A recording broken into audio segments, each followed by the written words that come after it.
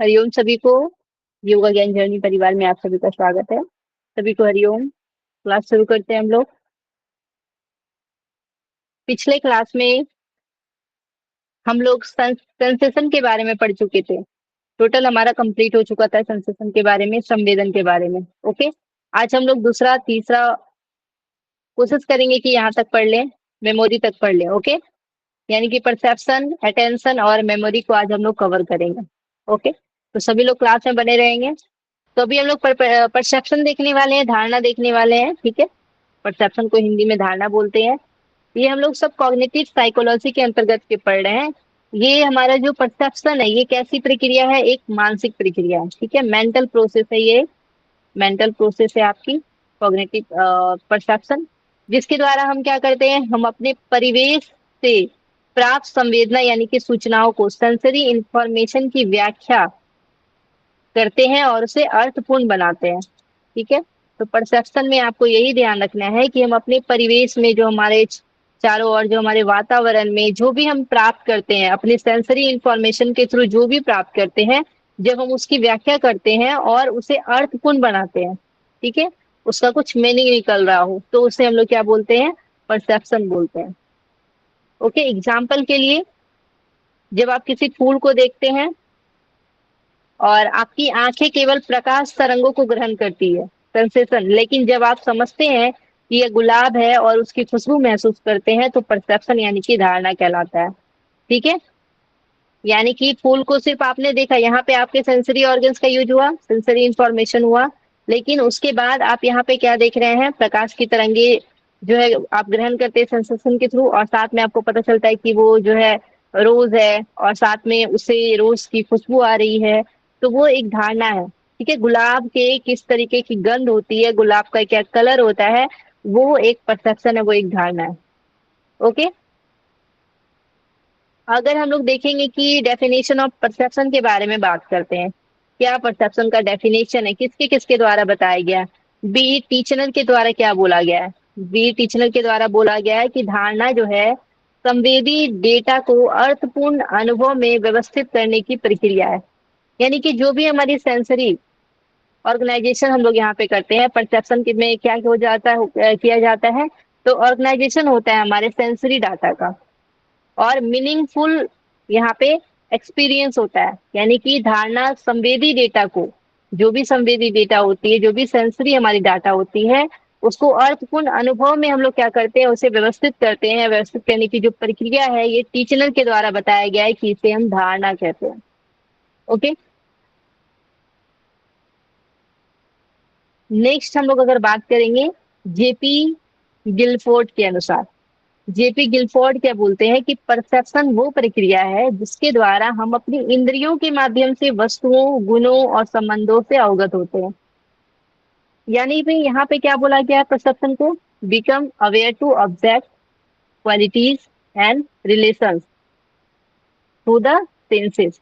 यानी कि जिसके द्वारा हम अपनी इंद्रियों के माध्यम से अपनी वस्तुओं, यानी कि जो हमारी पांच ज्ञान इंद्रियां हैं, उसके माध्यम से जब हम वस्तु के गुण के बारे में, उसके संबंध के बारे में जब हम परिचित होते हैं, तो हम उससे क्या बोलते हैं? उसे बोलते हैं परसेप्शन। ठीक है, मॉर्गन और किंग के अनुसार भी बताया गया परसेप्शन की परिभाषा। Morgan and king, Morgan and king के द्वारा क्या बताया गया है कि धारणा वह प्रक्रिया है जिसमें हम संवेदी जानकारी की व्याख्या करते हैं। यानी सेंसरी इंफॉर्मेशन जो है, सेंसरी इंफॉर्मेशन को क्या करते हैं? उसे, उसकी व्याख्या करते हैं, उसे इंटरप्रेट करते हैं, इंटरप्रेटिंग करते हैं। ठीक है, ताकि अपने पर्यावरण को हम समझ सके, तो संवेदी जानकारी की व्याख्या करेंगे जिससे कि हम अपने इन्वायरमेंट को समझ सके। उसको जो है मार्गन और किंग के अनुसार जो है बताया गया है संवेदन की, सॉरी, धारणा का, परसेप्शन का मतलब। ठीक है, तो हम लोग किसके किसके अनुसार देखें? एक टीचनर के अनुसार देखे हैं, उसके बाद गिलफोर्ड के अनुसार देखें, जेपी गिलफोर्ड के अनुसार, एंड जो आपका चौथा है मॉर्गन एंड किंग के अनुसार। ठीक है, इसे बस पढ़ के आप निकल जाइए, बस समझना है, क्योंकि उस तरीके के क्वेश्चन अभी तक नहीं पूछे गए। ठीक है, हम लोग यहाँ पे देखेंगे प्रोसेस ऑफ परसेप्शन। धारणा के कई चरण, स्टेज है। सबसे पहले हमें क्या होता है? संवेदन होता है, यानी कि सेंसेशन होता है।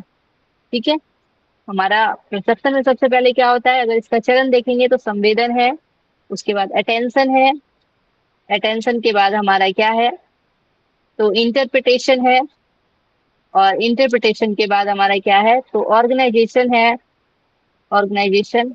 एंड आपका क्या है, धारणा की व्याख्या और प्रतिक्रिया। और जो आपके धारणा की व्याख्या है और प्रतिक्रिया यानी जो रिस्पॉन्स करते हैं उसके बारे में हम यहाँ पे देखते हैं। तो यहाँ पे 5 चीजें हम लोग अभी देख रहे हैं। सेंसेशन, धारणा की प्रक्रिया, प्रोसेस को सबसे पहले देखेंगे। तो ये प्रोसेस में जो सबसे पहला आपका संवेदन आता है, अगर संवेदन की बात करते हैं तो ये आपके क्या है, सबसे इनिशियल स्टेज है, जिसमें क्या होता है, हमारी जो इंद्रियां हैं, चाहे ईयर्स हो, आपके आईज है, स्किन है, नोज है, टंग है, पर्यावरण से क्या करते हैं, उत्तेजनाएं, स्टिमुली ग्रहण करते हैं। ठीक है, ये पांचों ज्ञान इंद्रिया के विषय है, और हम लोग क्या करते हैं, इसी से हमारा स्टिमुली ग्रहण करते हैं हम लोग। तो ये संवेदन यानी सेंसेशन क्या है, ये हमारा सबसे पहला चरण है। आंखों के द्वारा प्रकाश का ग्रहण करना, जैसे एग्जाम्पल आप यहाँ देख सकते हैं। दूसरा क्या है, अटेंशन, सभी उत्तेजनाओं में से केवल कुछ हमारा ध्यान केंद्रित करता है।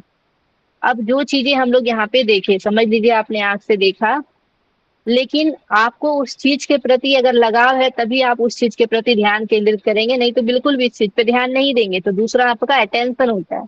ठीक है, यानी कि जो उत्तेजनाएं हैं, उत्तेजनाओं से केवल कुछ पर ही हमारा क्या होता है, ध्यान केंद्रित होता है, कुछ पर ही हम क्या करते हैं, फोकस्ड होते हैं। यानी कि भीड़ में केवल अपने नाम की आवाज पर ध्यान देना। अगर भीड़ में आपका समझ लीजिए रिजल्ट बट रहा है और आपके नाम पुकारे जा रहे हैं, तो आप बाकी के नाम पे ध्यान नहीं देंगे, कोशिश करेंगे कि सिर्फ मुझे अपना ही नाम सुनना है ना, और अपने ही नाम पे फोकस करेंगे, बाकी चीजें आपको ध्यान नहीं रहेंगी। तो ये आपका अटेंशन हो गया। ठीक है, नेक्स्ट हम लोग देखेंगे इंटरप्रिटेशन, यानी कि ये जो है सबसे महत्वपूर्ण चरण बोला गया है, जिसमें मस्तिष्क यानी कि ब्रेन संवेदी संकेतों का संकेतों को अर्थ प्रदान करते हैं। यानी कि किसी वस्तु को देखकर पहचानने कि वह कुर्सी है, तो या किसी वस्तु को हम लोग देख के पहचानते हैं, इंटरप्रिटेशन करते हैं, उनकी व्याख्या करते हैं, तो उसे हम लोग क्या बोलते हैं, उसे व्याख्या, यानी कि जिसमें मस्तिष्क यानी कि संवेदी संकेतों को अर्थ प्रदान करता है। एंड फोर्थ नंबर पे है आपका ऑर्गेनाइजेशन, यानी कि विभिन्न सूचनाओं को एक संगठित रूप में जोड़ना ताकि संपूर्ण चित्र बन सके। तो यहाँ पे बहुत सारी सूचनाओं को लेकर क्या करते हैं, हम उसे एक साथ मिलाते हैं, होल जो है पार्ट को लेते हैं और चित्र में जो है हम बना सके। तो विभिन्न सूचनाओं को एक संगठित रूप में जोड़ना ताकि संपूर्ण चित्र बन सके, इसे ऑर्गेनाइजेशन बोलते हैं। ठीक है, तो कई बिंदुओं को मिलाकर एक आकृति हम लोग बना देते हैं, वो आपका ऑर्गेनाइजेशन है। और धारणा की अगर व्याख्या और प्रतिक्रिया के बारे में बात करेंगे, तो अंतिम चरण में हम उस धारणा के आधार पर प्रतिक्रिया यानी कि रिस्पॉन्स देते हैं। तो अंतिम चरण में क्या होता है, हम उसे रिस्पॉन्स देते हैं। तो 5 चरण अगर आपसे एग्जाम में पूछे जाएंगे परसेप्शन के, तो आपको ध्यान रखना है। ठीक है, कौन कौन से हैं बताइए। आपका सबसे पहला आपका सेंसेशन हो जाएगा। दूसरा क्या होगा बताइए, इसको सीक्वेंस वाइज आप लोग लिख लीजिए। अटेंशन,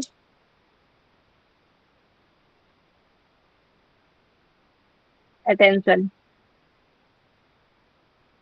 एंड थर्ड क्या हो जाएगा, इंटरप्रिटेशन।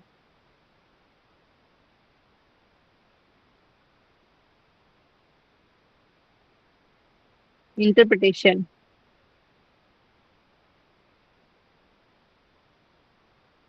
एंड फोर्थ नंबर में आपका क्या हो जाएगा, तो फोर्थ नंबर में आपका हो जाएगा ऑर्गेनाइजेशन, ऑर्गेनाइजेशन।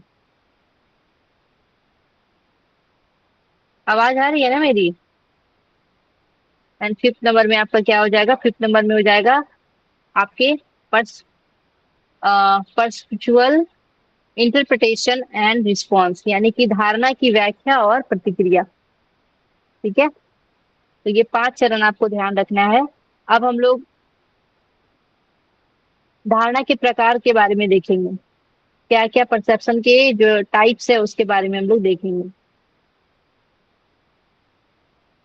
तो सबसे पहले हम लोग दृश्य धारणा के देखेंगे। धारणा के प्रकार में दृश्य धारणा, विजुअल परसेप्शन, यानी आंखों द्वारा जो है प्राप्त सूचना की व्याख्या यहाँ पे करते हैं। उदाहरण के लिए रंग हो, आकार हो, दूरी हो, ये सारा हम लोग आंख के द्वारा ही करते हैं। दूसरा है आपका श्रवण का धारणा, यानी कि ऑडिटरी परसेप्शन, यानी ध्वनियों की पहचान और उसे समझना। जैसे संगीत है, बोलने की आवाज को पहचानना, ये आपका क्या है, श्रवण धारणा है। उसके बाद घ्राण धारणा के बारे में बात करेंगे, ऑल्फैक्टरी परसेप्शन यानी गंधों की पहचानना। ठीक है, फूल की खुशबू, धुएं का गंध, ये सारा हम लोग पहचानते हैं घ्राण धारणा से।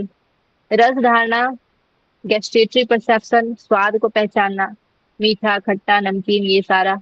स्पर्श धारणा के बारे में बात करेंगे, तो इसमें जो है आपका स्पर्श और तापमान का अनुभव करना, जैसे कि ठंडा या फिर गर्मी की पहचान करना। तो ये आपके परसेप्शन के क्या है, टाइप्स है, 5 टाइप्स, प्रकार है। ठीक है, यानी वो पांचों सेंस ऑर्गन्स को ले लेंगे और इस तरीके से आप इसे बांट सकते हैं।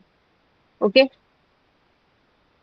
अब जो नेक्स्ट है आपका धारणा को प्रभावित करने वाले कारक, परसेप्शन को प्रभावित करने वाले कारक के बारे में अगर हम बात करेंगे, तो यहाँ पे कौन कौन से कारक है जो कि धारणा को क्या करता है, प्रभावित करता है, अफेक्टिंग परसेप्शन फैक्टर्स को देखेंगे। तो यहाँ पे पर्सनल जो है फैक्टर्स सबसे पहले आता है, व्यक्तिगत कारक।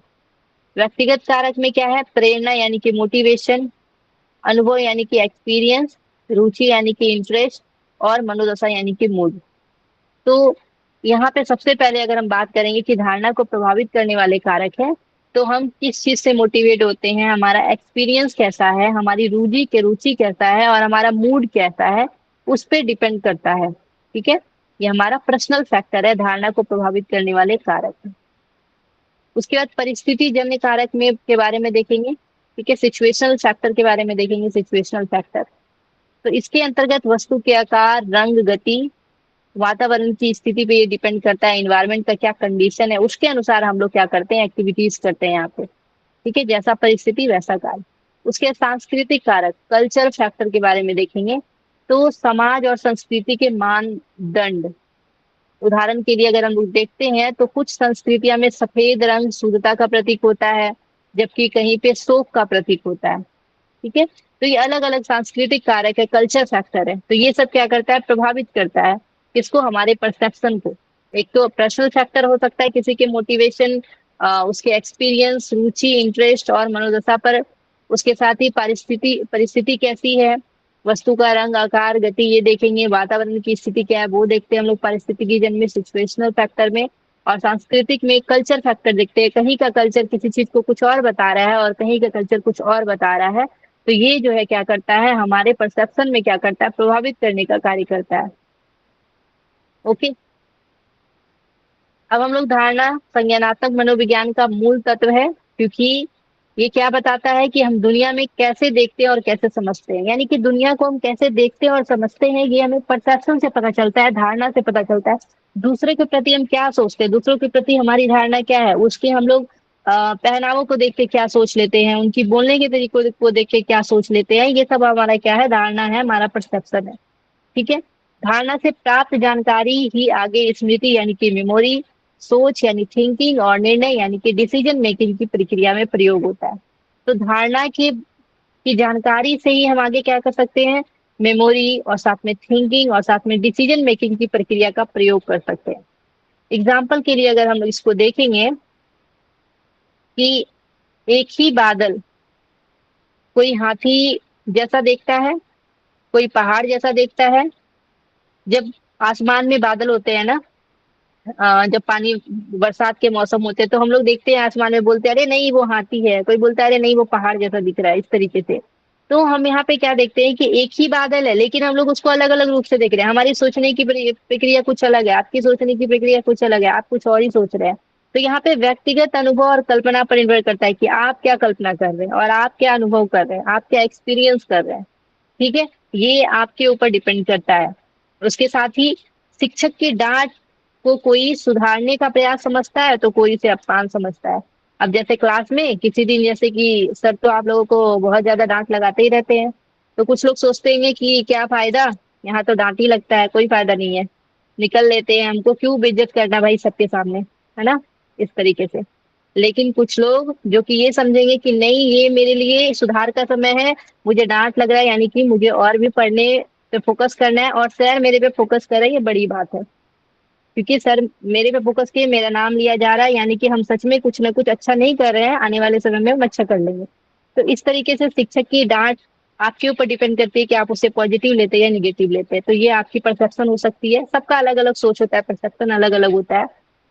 अब यहाँ पे अगर हम लोग धारणा की बात करेंगे, निष्कर्ष कंक्लूजन के रूप में देखेंगे, तो एक जटिल मानसिक प्रक्रिया है ये, जिससे हम अपने अनुभवों, भावनाओं, संस्कृति के आधार पर अपने आसपास की दुनिया को समझते हैं।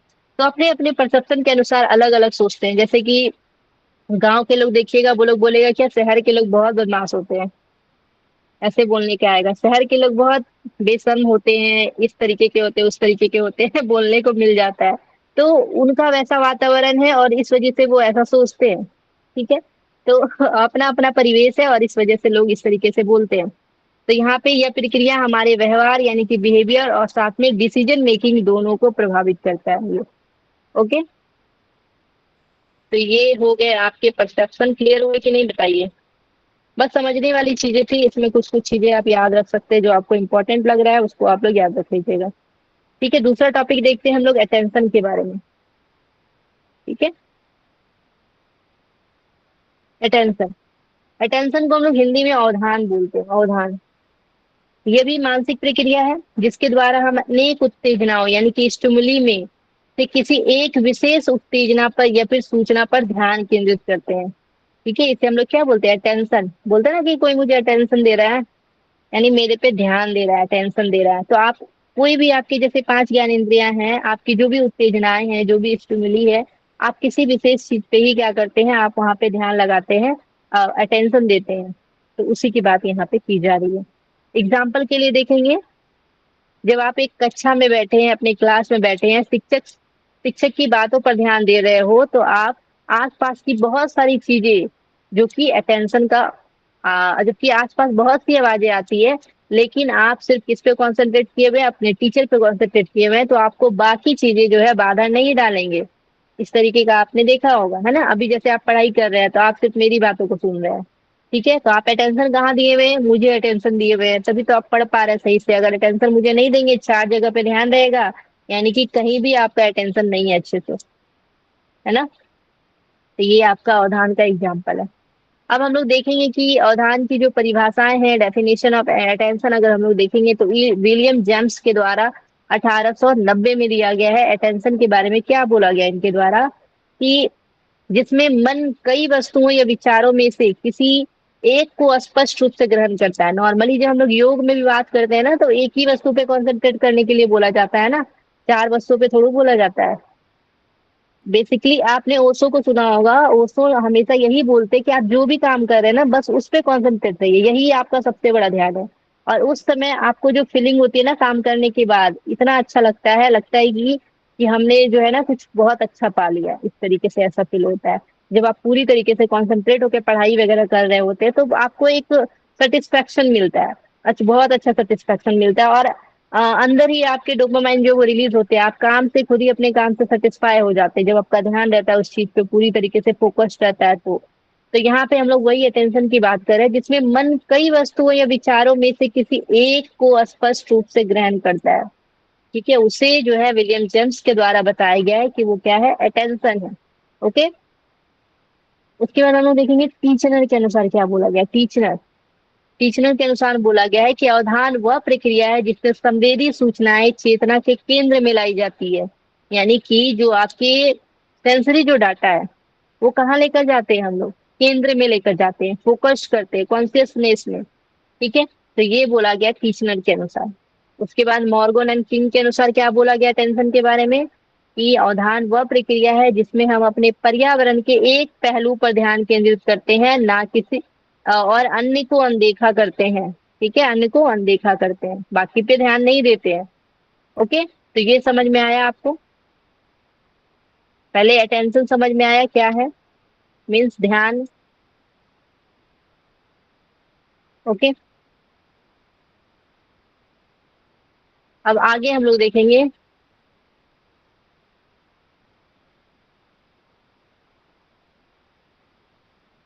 एक सेकंड। आगे हम लोग देखेंगे अवधान का प्रोसेस को देखेंगे। ठीक है, क्या क्या अटेंशन के प्रोसेस है, प्रोसेस ऑफ अटेंशन को देखेंगे। तो अवधान को जो है मानसिक चयन की प्रक्रिया माना जाता है, कि यानी कि हमारा मन उस चीज को चयन करता है, जिसमें आपका मन लगता है आप उस चीज को चयन कर लेते हैं, जिसमें मस्तिष्क सूचना को 3 चरणों में प्रोसेस करता है, और उस मस्तिष्क जो हमारे क्या करता है उसे 3 चरणों में प्रोसेस करता है। यानी कि सिलेक्शन आपका सबसे पहले क्या होता है, चयन करते हैं आप, यानी कई उत्तेजनाओं में से किसी एक विशेष उत्तेजनाओं को चुनते हैं हम लोग। क्लास में कई आवाजें हैं लेकिन हम शिक्षक की आवाज पे ध्यान केंद्रित किए हुए हैं। उसके बाद दूसरा हमारा क्या होता है, केंद्रित करना, फोकसिंग करना, कंसंट्रेट करना, यानी कि चुनी हुई उत्तेजनाओं पर अपना मानसिक ऊर्जा केंद्रित करना, शिक्षक के शब्दों को ध्यान पूर्वक सुनना। ठीक है, तो पहले सेलेक्ट करते हैं, जैसे हम क्लास में आए हुए हैं तो हमें पता है कि हमें टीचर की बात सुननी है, सबसे पहले ये दिमाग लगा के आते हैं हम लोग। दूसरी बात, टीचर के शब्दों पे ध्यान फोकस करते हैं, एक एक वर्ड पे ध्यान देते हैं, जैसे कि आप लोग जब पढ़ाई कर रहे होते हैं तो पूछते हैं इसका मतलब क्या है, जैसे सर को आप लोग बहुत ज्यादा सवाल पूछते रहते हैं बीच बीच में, है ना। तो ध्यान केंद्रित करते हैं, कॉन्सेंट्रेट रहते हैं, तभी आप क्वेश्चन पूछ पाते हैं, नहीं तो नहीं पूछ पाइएगा, आपको समझ ही में नहीं आएगा तो क्या ही पूछेंगे। उसके बाद धारणा और प्रतिक्रिया के बारे में बात करेंगे, यानी कि आपके जो धारणा है और जो आपकी रिस्पॉन्डिंग है उसको फिर यहाँ पे देखते हैं हम लोग, यानी कि कुछ समय तक ध्यान बनाए रखना और उपयुक्त प्रतिक्रिया देना। और ध्यान बनाए रखने के बाद जब आपसे पूछा जाता है कि आपको समझ में आया कि नहीं आया, तो आप बोलते हैं यस समझ में आया, या फिर नहीं आया तो आप अपनी प्रतिक्रिया यहाँ पे प्रस्तुत करते हैं कि नहीं। ये क्लास में वही सारी चीजें हो रही है, आप सेलेक्ट किए हुए हैं, रात को पढ़ाई करना है, आपकी डेली क्लासेस आती हैं, और साथ में टीचर की बातों के शब्दों पे ध्यान देना है, और साथ में क्या करना है, प्रतिक्रिया भी आपको देना है। ठीक है, क्लियर है ये,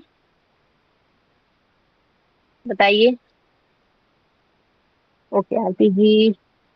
नेक्स्ट हम लोग देखेंगे अवधान के प्रकार, टाइप्स ऑफ अटेंशन के बारे में हम लोग देखेंगे। टाइप ऑफ अटेंशन के बारे में यहाँ पे देखेंगे, तो विभिन्न आधारों पे हम लोग कई प्रकार से इसको बांटते हैं। सबसे पहले स्वैच्छिक अवधान, वॉलेंट्री अटेंशन, जब व्यक्ति अपने लक्ष्य या इच्छा के अनुसार ध्यान केंद्रित करता है।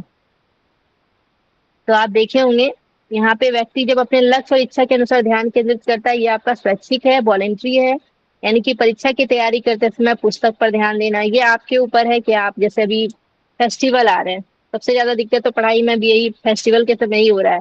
जब से फेस्टिवल चालू हुई है दुर्गा पूजा से, अभी जब तक छठ पूजा तक नहीं होगा तब तक आपका अटेंशन जो है वो नहीं रहने वाला पढ़ाई में। कुछ लोग दे भी पा रहे होंगे, कुछ लोगों को लग रहा हो कि छुट्टी है तो हम इस चीज को यूज कर ले, और कुछ लोग घर में बहुत ज्यादा काम होगा, सफाई वगैरह चल रहा है तो बिल्कुल ध्यान नहीं दे पा रहे होंगे। तो यहाँ पे क्या है ना, सबसे पहले जब स्वैच्छिक अवधान की बात करते हैं, यानी कि आपको अंदर से खुद से ही इच्छा हो रही, नहीं मुझे करना है तैयारी तो मुझे पढ़ना ही है, पढ़ना ही है, पुस्तक पे ध्यान देना है, जो भी चीजें बताया जा रहा है उस पर ध्यान देना है, तो ये आपकी वॉलेंट्री अटेंशन है। और एक आपका होता है इनवॉलेंट्री अटेंशन,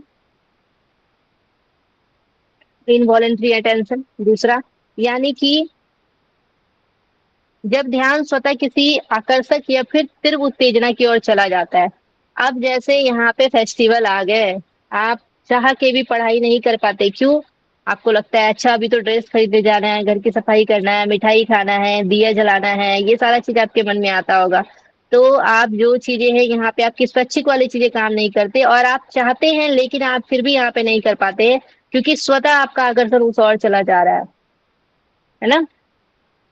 तो ये यहाँ पे क्या है, अनैच्छिक अनैच्छिक अवधान है, यानी कि इनवॉलेंट्री अटेंशन है। अचानक तेज आवाज सुनकर उधर देखना, जैसे कि हम लोग अचानक तेज आवाज देखकर जो उधर देखने लगते हैं, इस तरीके का भी आप यहाँ एग्जाम्पल ले सकते हैं।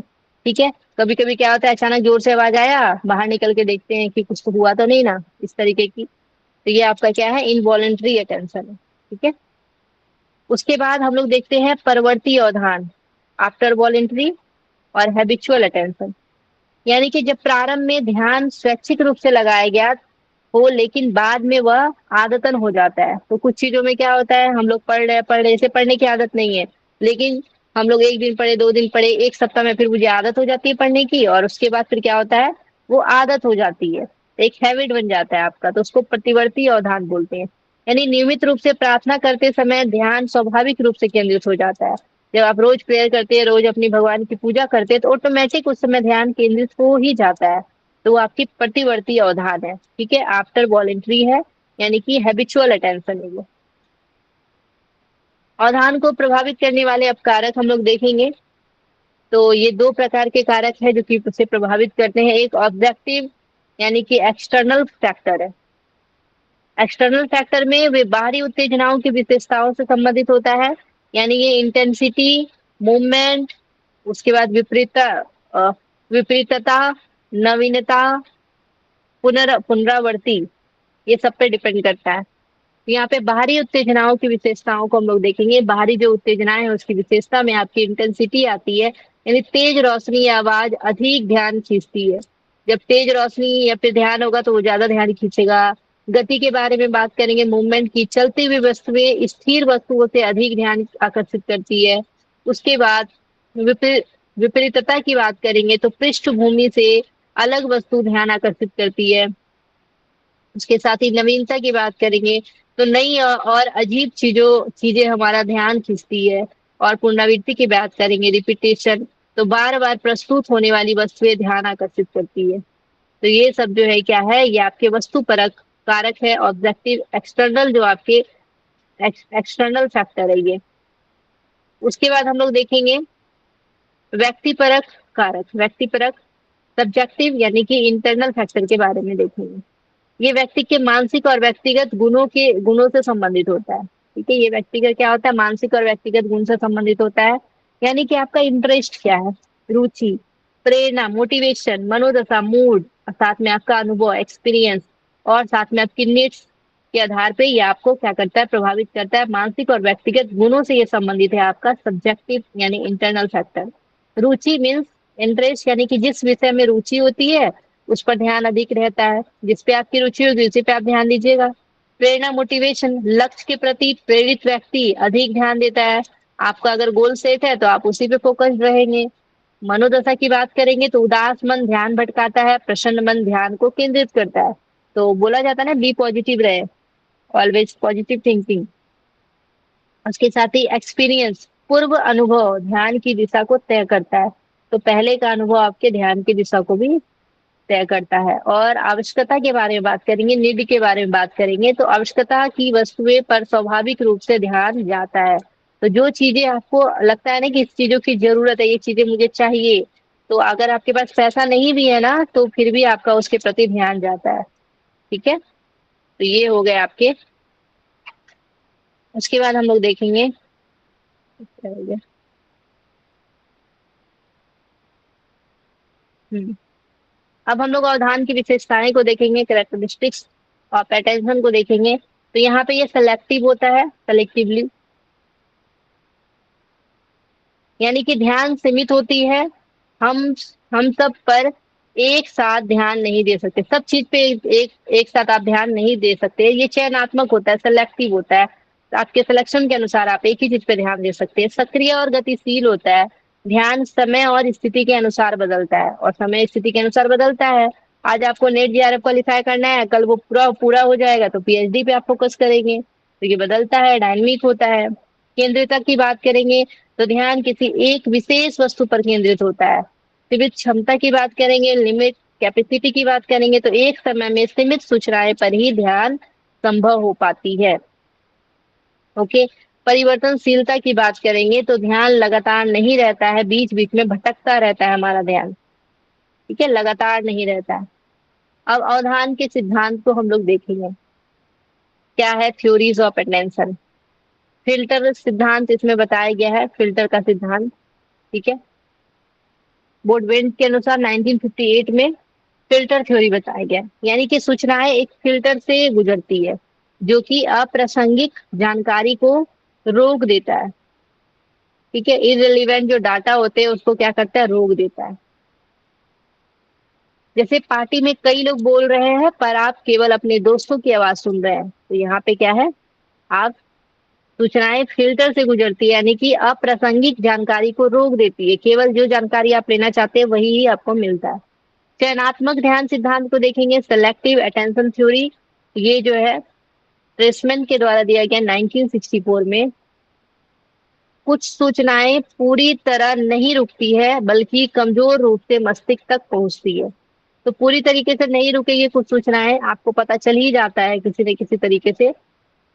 एग्जाम्पल के लिए अगर कोई आपका नाम ले तो तुरंत सुनाई देता है, भले ही ध्यान कहीं और हो। ठीक है, उसके बाद संसाधन आवंटन सिद्धांत के बारे में देखेंगे, रिसोर्स एलोकेशन थ्योरी। ठीक है, ये ध्यान सीमित मानसिक ऊर्जा का वितरण है जो कि कार्य की कठिनाइयां और महत्व पर निर्भर करती है। तो ध्यान क्या है? सीमित मानसिक ऊर्जा का वितरण है और कार्य की कठिनाई और उसके महत्व पर निर्भर करती है। कठिन प्रश्न हल करते समय अन्य चीजों को अनदेखा करना। जब आप कोई कठिन प्रश्न हल कर रहे हैं उस समय बिल्कुल आप किसी चीज पर ध्यान नहीं देते हैं। अब अवधान और धारणा, इन दोनों के बारे में हम लोग एक बार देख लेते हैं। अटेंशन और परसेप्शन दोनों के बारे में एक साथ देख लेते हैं। दोनों एक दूसरे से रिलेटेड है। अवधान के बारे में बात करते हैं, अटेंशन के बारे में, तो कौन सी सूचना हमारे चेतन मन तक पहुंचेगी। और धारणा के बारे में बात करेंगे तो यह सूचना को अर्थ प्रदान करती है। एग्जाम्पल के लिए अगर हम लोग अटेंशन और परसेप्शन की बात करेंगे, आप किसी वस्तु पर ध्यान देते हैं तो वो अटेंशन है, और फिर समझते हैं कि वो क्या है तो वो परसेप्शन है। ठीक है, अटेंशन यानी ध्यान देते हैं, उसके बाद फिर परसेप्शन लगाते हैं, यानी कि वो क्या है वो आपका परसेप्शन है। अब अवधान को हम लोग कैसे सुधारने के क्या उपाय हैं, अपने अटेंशन को हम लोग कैसे ठीक कर सकते हैं, अपने ध्यान को कैसे एक चीज पे केंद्रित कर सकते हैं। तो इसके लिए उचित नींद लेंगे, साथ में ध्यान एवं योगा अभ्यास करेंगे, नियमित अभ्यास करेंगे, कार्य में रुचि, इंटरेस्ट इन टास्क, ध्यान भंग करने वाले कारकों को कम करेंगे। तो ये सारा चीज आपको क्या करेगा, अवधान में सुधारने का उपाय करेगा। निष्कर्ष देख लेते हैं। अवधान यानी कि अटेंशन संज्ञानात्मक क्रियाओं की पहली सीढ़ी है। ठीक है, ये आपके संज्ञानात्मक क्रियाओं की। इसके बिना धारणा यानी परसेप्शन, स्मृति यानी मेमोरी, सीखना यानी लर्निंग, विचार यानी थिंकिंग जैसी प्रक्रियाएं संभव नहीं है। तो अटेंशन के बिना ना ही परसेप्शन हो सकता है, ना ही मेमोरी, ना ही आपके लर्निंग, और ना ही आपकी थिंकिंग। ये कोई भी चीजें नहीं हो सकती है परसेप्शन के अटेंशन के बिना। ये हमें सूचना के महासागर में केवल यही ग्रहण करने में मदद करता है जो हमारे लिए आवश्यक और प्रासंगिक है। ठीक है, क्लियर हो गया अवधान